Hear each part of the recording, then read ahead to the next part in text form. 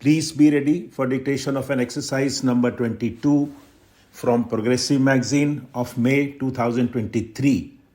It is an extract from the budget. 5 seconds. Start. Honorable Speakers, Sir, a National Digital Library for Children and Adolescents will be set up for facilitating availability of quality books across geographies, languages, and levels and devise easy accessibility.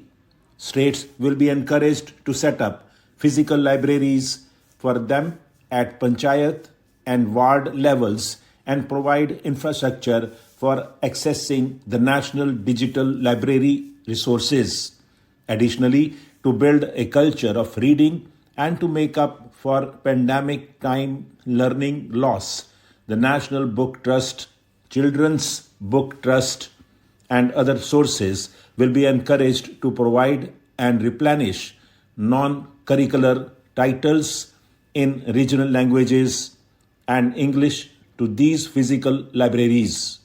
Collaboration with NGOs that work in literacy will also be a part of this initiative.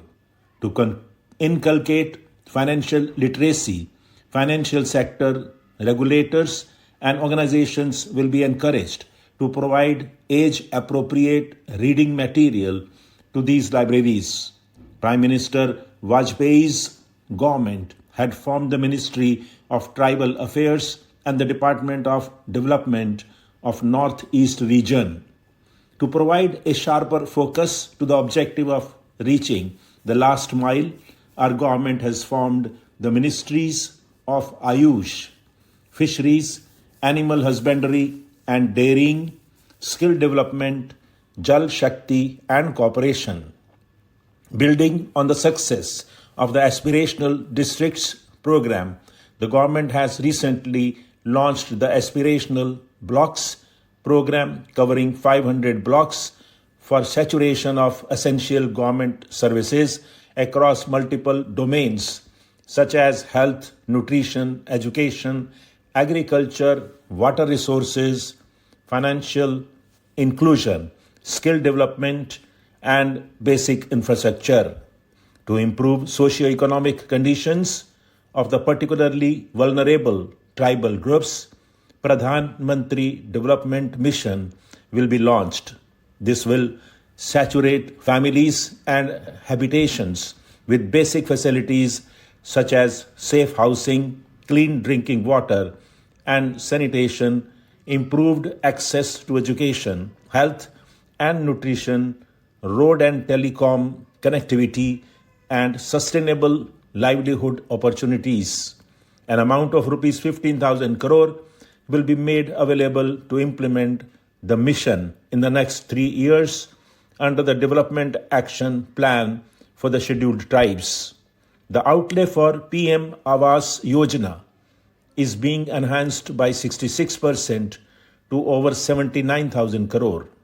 Investments in infrastructure and productive capacity have a large multiplier impact on growth and employment. After the subdued period of the pandemic, private investments are growing again. The budget takes the lead once again to ramp up the virtuous cycle of investment and job creation. Capital investment outlay is being increased steeply for the third year in a row by 33%. The direct capital investment by the center is complemented by the provision made for creation of capital assets through grants in aid to states.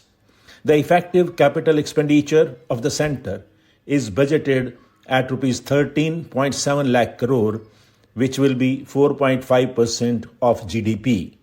I have decided to continue the 50-year interest-free loan to state governments for 1 more year to spur investment in infrastructure and to incentivize them for complementary policy actions with a significantly enhanced outlay of Rs 1.3 lakh crore.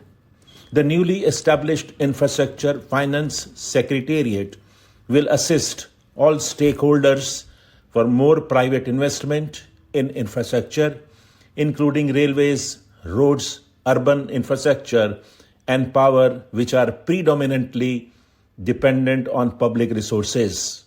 The harmonized master list of infrastructure will be reviewed by an expert committee for recommending the classification and financing framework suitable for Amrit Kal. A capital outlay of rupees 2.40 lakh crore has been provided for the railways.